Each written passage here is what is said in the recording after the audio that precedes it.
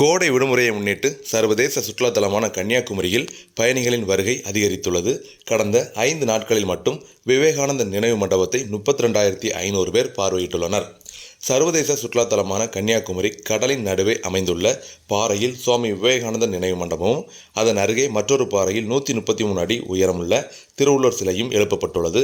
இவற்றை தினமும் ஆயிரக்கணக்கான உள்நாட்டு மற்றும் வெளிநாட்டு சுற்றுலா பயணிகள் படகில் சென்று பார்த்து வருகின்றனர்.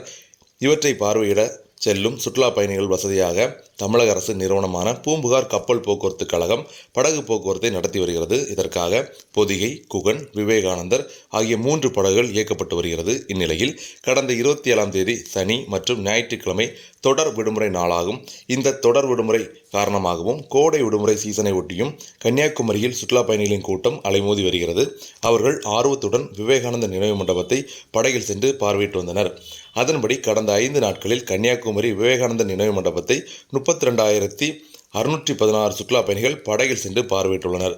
கடந்த 27ஆம் தேதி 6,600 பேரும், 28ஆம் தேதி 7,010 பேரும், 29ஆம் தேதி 6,016 பேரும், 30ஆம் தேதி 5,600 பேரும், மே தினமான நேற்று 7,400 பேரும் படகில் சென்று விவேகானந்தர் நினைவு மண்டபத்தை பார்வையிட்டுள்ளனர் என பூம்புகார் கப்பல் போக்குவரத்து கழகம் தெரிவித்துள்ளது.